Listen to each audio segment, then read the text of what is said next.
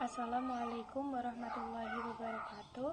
Sebelumnya perkenalkan, nama saya Alfianor Aulia. Saya dari kelas E Program Studi Informasi dengan NIM 202053125. Di sini saya akan menjelaskan tentang desain penelitian case study research.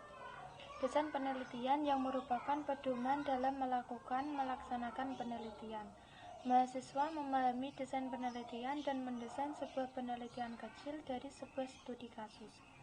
Desain penelitian merupakan pedoman dalam melakukan proses penelitian, diantaranya dalam menentukan instrumen pengambilan data, penentuan sampel, pengumpulan data, serta analisa data. Dengan pemilihan desain penelitian yang tepat, diharapkan akan dapat membantu peneliti dalam menjalankan penelitian secara benar. Tanpa desain yang benar, seorang peneliti tidak akan dapat melakukan penelitian dengan baik karena tidak memiliki pedoman penelitian yang jelas. Kemudian latar belakang studi kasus. Studi kasus merupakan penelitian yang memusatkan perhatian pada suatu kasus tertentu dengan menggunakan individu atau kelompok sebagai bahan studinya. Biasanya difokuskan untuk menggali dan mengumpulkan data yang lebih dalam terhadap objek yang diteliti untuk dapat menjawab permasalahan yang sedang terjadi. Dapat dikatakan bahwa penelitian studi kasus bersifat deskriptif dan eksploratif terhadap investigasi empiris tentang sesuatu fenomena yang ingin dipecahkan oleh peneliti. Apa yang dimaksud dengan fenomena dan sejak kapan sesuatu itu disebut sebagai fenomena. Misalnya, apa fenomena atau kejadian peristiwa yang ada pada bidang IT. Bagaimana dan kenapa orang yang menggunakan IT ada yang gagal, ada yang sukses. Fenomena bisa digali dengan melakukan penelitian studi kasus. Studi kasus yang diambil bisa berasal dari suatu organisasi, komunitas tertentu, ataupun dengan cakupan yang lebih luas lagi. Perbedaannya dengan penelitian survei, pada penelitian survei jumlah sampelnya cukup luas, sedangkan pada case studi jumlah sampel yang diambil sangat sedikit atau hanya beberapa orang. Persamaannya dengan penelitian survei adalah keduanya sama-sama menggali fenomena.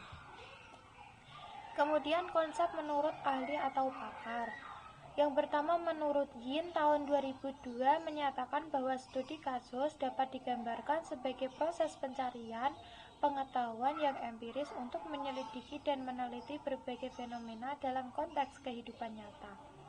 Yin juga mengemukakan bahwa pendekatan studi kasus bisa diterapkan apabila batas antara fenomena di dalam konteks kehidupan nyata terlihat samar atau terlihat dengan jelas serta ada sumber yang dijadikan sebagai acuan, bukti, dan penggalian informasi.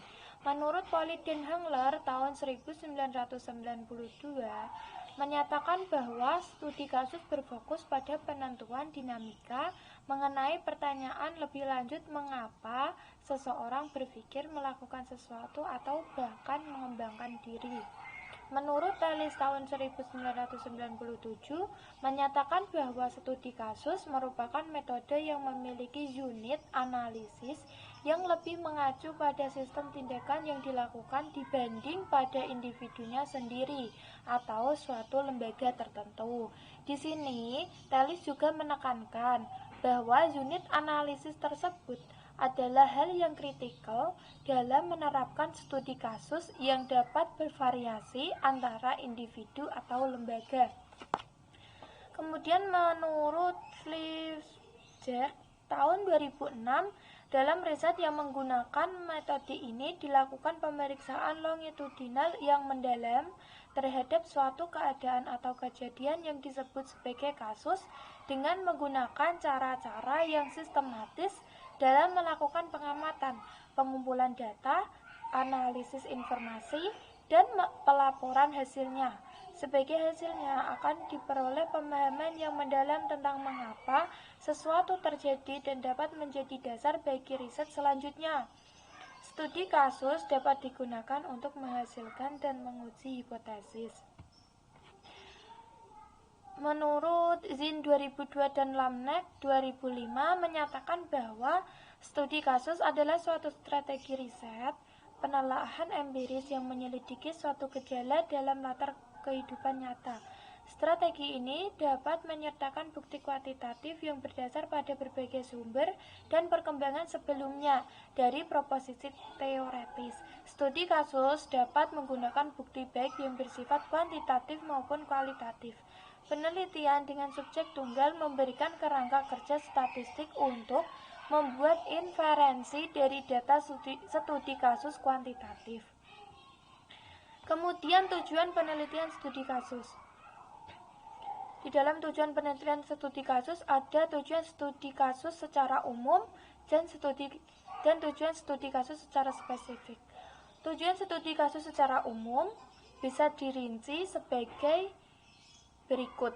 Peneliti menggunakan metode untuk memahami atau menyesuaikan permasalahan yang diteliti. Efektif juga untuk menunjukkan hubungan responden dengan peneliti. Memungkinkan para pembaca untuk menemukan hasil yang berkaitan dengan konsistensi gaya, faktual, dan internal, yaitu berupa kepercayaan pada hasil penelitian tersebut. Kemudian, tujuan studi kasus secara spesifik bisa dijabarkan sebagai berikut. Pada bidang psikologi, dapat mengungkap atau mendapatkan informasi pada suatu perilaku, sikap, respon, pemikiran, kognitif, dan sebagainya. Pada bidang sosiologi, dapat mengkaji secara mendalam mengenai interaksi antar komunitas, organisasi, masyarakat, dan sebagainya. Pada bidang eksperimen, dapat menemukan suatu teori atau menghasilkan teori baru. Nah, bagaimana di bidang teknologi informasi atau di bidang sistem informasi ini? Tentunya bisa masuk pada bidang eksperimen ini. Kemudian jenis-jenis penelitian studi kasus. Ada 8 jenis-jenis penelitian studi kasus.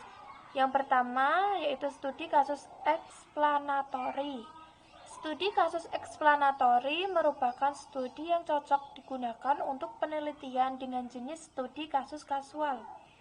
Penelitian studi kasus eksplanatori bertujuan untuk memaparkan atau menjelaskan suatu hubungan antara dua variabel atau lebih. Selain itu, tujuan eksplanatori yaitu untuk menunjukkan data-data dan deskripsi mengenai investigasi kasual. Contohnya yaitu studi mengenai politik, ekonomi, dan sebagainya. Yang kedua, studi kasus eksploratori. Studi kasus eksploratori merupakan studi yang dilakukan sebelum adanya pertanyaan, penelitian, dan hipotesis yang dibuat oleh peneliti. Studi kasus ini bisa disebut dengan studi awalan atau pendahuluan pada penelitian. Maka dari itu peneliti diharuskan untuk melakukan penelitian dengan runtut dan sistematis sesuai dengan rancangan penelitian. Contohnya adalah mengenai sensus penduduk. Kemudian yang ketiga, studi kasus deskriptif. Studi kasus deskriptif merupakan studi yang mendeskripsikan suatu kasus dan mengharuskan peneliti untuk memulai penelitian dengan teori deskriptif, yaitu memaparkan dengan jelas hasil penelitian tersebut. Contohnya adalah mengenai sejarah, kebudayaan, dan sebagainya. Yang keempat, studi kasus observasi. Studi kasus observasi merupakan studi yang dilakukan oleh peneliti untuk mengkaji atau menganalisis subjek yang bersifat benda fisik atau suatu proses atau kegiatan yang sedang berlangsung. Sehingga pada studi kasus observasi mengharuskan peneliti untuk turun ke lapangan langsung untuk mendapatkan data-data tersebut. Kemudian yang kelima, studi kasus kemasyarakatan. Studi kasus kemasyarakatan ini merupakan studi yang dilakukan oleh peneliti untuk mengkaji atau menganalisis suatu permasalahan sosial yang terjadi atau berkaitan dengan masyarakat secara umum. Kasus-kasus yang diteliti mengenai studi kasus kemasyarakatan ini contohnya yaitu berupa perilaku menyimpang, pemberdayaan masyarakat, organisasi masyarakat, kehidupan sosial, perubahan sosial masyarakat, dan sebagainya. Yang keenam, studi kasus sejarah hidup. Studi kasus sejarah hidup merupakan suatu studi yang disebut dengan studi kasus biografi. Pada penelitian ini berfokus pada biografi seseorang yang berjasa atau memberikan kontribusi pada negara sebagai pahlawan dan sebagainya. Contohnya adalah studi kasus mengenai tokoh presiden, pahlawan, dan lain-lain. Yang ketujuh, studi kasus mikroetnografi. Studi kasus etnografi merupakan suatu studi yang dilakukan oleh peneliti untuk menganalisis atau mengkaji mengenai kebiasaan-kebiasaan yang terjadi pada suatu kelompok kecil. Contohnya yaitu pengkajian mengenai tindakan kelas, perkembangan suku, dan sebagainya. Yang kedelapan, studi kasus analisis situasi. Studi kasus analisis situasi merupakan studi yang dilakukan untuk mengkaji atau menganalisis kebenaran dari suatu kasus yang sedang hangat diperbincangkan atau kasus yang besar di masyarakat. Contohnya yaitu kasus yang mengenai perkembangan teknologi, pengaruh penggunaan media sosial, dan sebagainya. Kemudian, bentuk studi kasus berdasarkan permasalahan penelitian. Ada 3 bentuk studi kasus berdasarkan permasalahan penelitian. Yang pertama yaitu studi kasus instrumental tunggal. Studi kasus instrumental tunggal merupakan studi kasus yang menganalisis atau mengkaji sebuah kasus dan menjelaskannya dengan deskripsi. Pada penelitian ini, kasus tersebut menjadi instrumen untuk penggambaran secara rinci. Yang kedua, studi kasus jamak. Studi kasus jamak merupakan studi kasus yang menganalisis atau mengkaji lebih dari satu atau banyak kasus pada sebuah penelitian. Penelitian ini juga bisa mengkaji satu permasalahan. Namun, banyak isu yang digunakan sehingga penelitian ini dapat dikatakan penelitian yang kompleks. Yang ketiga, studi kasus mendalam. Studi kasus mendalam merupakan studi kasus menganalisis atau mengkaji suatu kasus yang memiliki ciri khas atau keunikan. Penelitian ini hampir mirip dengan penelitian naratif. Namun, prosedur dalam kajiannya lebih rinci, sehingga sangat berkaitan dengan konteks. Kemudian ciri-ciri penelitian studi kasus yang baik. Ciri-ciri penelitian studi kasus yang baik memiliki karakteristik seperti di bawah ini, yaitu memandang objek penelitian sebagai kasus atau permasalahan, memandang kasus sebagai fenomena yang bersifat kontemporer, dilakukan berdasarkan kenyataan atau fakta yang ada, menggunakan berbagai sumber data untuk diteliti, menggunakan teori yang sesuai dengan pedoman atau acuan penelitian. Selanjutnya, kelebihan dan kekurangan penelitian studi kasus. Ini merupakan kelebihan dan kekurangan penelitian studi kasus.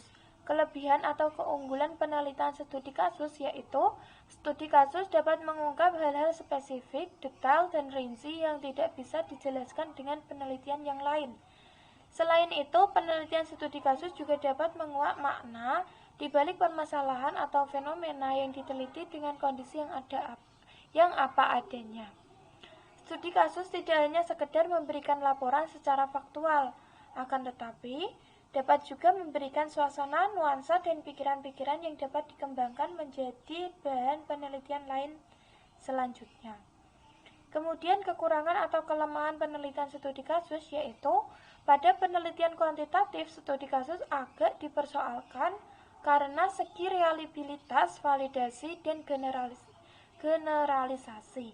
Studi kasus tidak selalu cocok dengan menggunakan penelitian kuantitatif karena tujuannya menggeneralisasi. Studi kasus yang bersifat observasional mengharuskan peneliti untuk terjun langsung supaya mendapatkan data yang valid.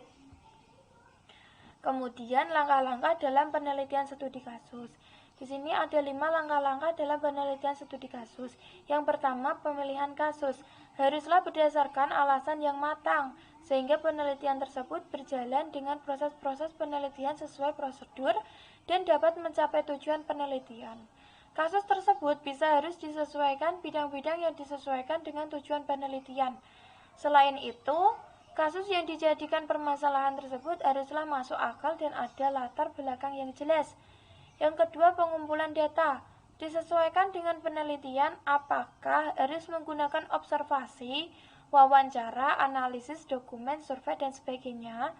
Pengumpulan data harus memperhatikan objek yang diteliti, sehingga data yang didapatkan dapat dibuktikan atau diuji secara valid. Dapat dikatakan bahwa peneliti harus menggunakan teknik pengumpulan yang sesuai dengan penelitian, supaya mendapatkan data-data yang valid. Yang ketiga, analisis data. Dilakukan setelah mendapatkan data-data berdasarkan pada teknik-teknik pengumpulan data yang sesuai. Setelah data-data tersebut dikumpulkan, maka peneliti menganalisis, mengorganisasi, dan mengklasifikasi temuan-temuan tersebut. Teknik analisis data yang digunakan haruslah jelas, sehingga tidak menimbulkan kerancuan analisis data. Kemudian yang keempat, perbaikan. Perbaikan dilakukan karena pada penelitian yang dilakukan tersebut haruslah didapatkan hasil penelitian yang sempurna, sehingga mengharuskan perbaikan walaupun data-data sudah dikumpulkan dan diklasifikasi. Perbaikan ini bertujuan untuk menguatkan atau menyempurnakan hasil penelitian.